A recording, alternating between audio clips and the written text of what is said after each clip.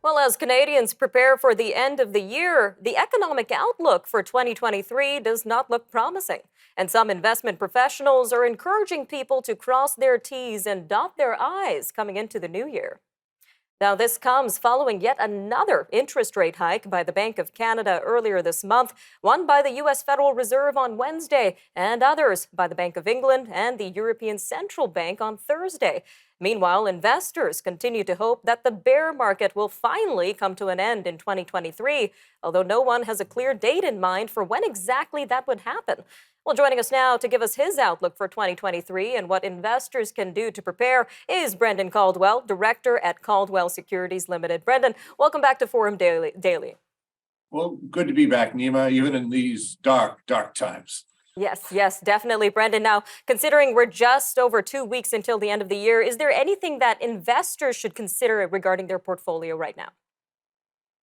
Well, with your introduction there, it does make one want to feel like you should run for the hills, but I would encourage people to actually be a lot more thoughtful about it, in that if you genuinely think you're going to need money, like if you have a portfolio of, or you're going to need 100,000 or a million or whatever the number is, even 10, whatever money you think you're going to need in 2023, then yeah, it may make some sense to set that money aside now so that you're not worried about the ups and downs of the market in the short term.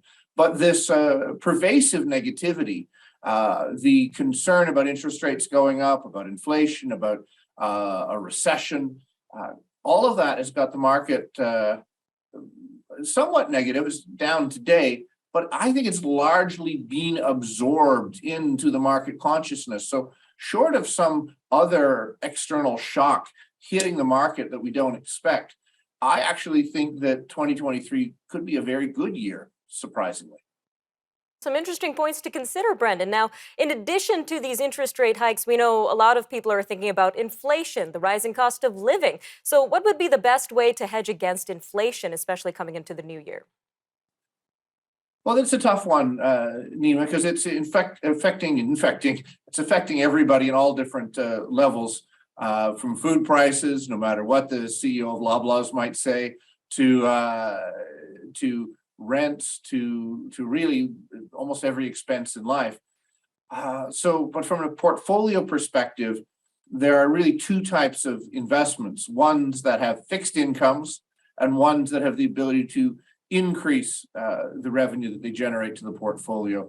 And those latter tend to be in the form of dividend paying stocks. So my client's emphasis for the next while, and indeed for the last while, has been to own stocks that have the capacity to both grow their earnings and the distributions of dividends that they pay out to their shareholders. So companies with rising dividends are probably the best bet to combat over a longer period of time inflation, if it's indeed here to stay. All right, Brendan, I want to switch gears and talk about RRSP accounts now. We know a new year means new 2023 birthdays, and once you turn 71, you must change your RRSP account into an RRIF account. So tell us a little bit more about these accounts and what seniors need to consider when it comes to RRIF accounts. Well, there's lots of different vehicles which to save. So younger people, the first vehicle they should likely use is a tax-free savings account, a TFSA, because that there's no deduction to put the money in, but all the money in it accumulates tax-free, and then there's no tax to take it out. Fine. But the RSP, useful for once you've maxed out your TFSA for saving, say for a house, and ultimately for retirement. These RSPs have to, when you get it up into your 70s, be turned into an account where the money is paid out on a regular basis, because the government, having allowed you to make a tax deduction putting money into your RSP, wants its taxes eventually. So yes, the year you turn 71, your RSP needs to be turned into a RIF, a Registered Retirement Income Fund, and then starting the age of 72, that begins to pay out. My advice to people is to try and minimize the amount taken out of your RIF. You can either use your age or your spouse's age as the basis for taking money out, because as you get older, you need to take a higher percentage out. I suggest using the younger of the two.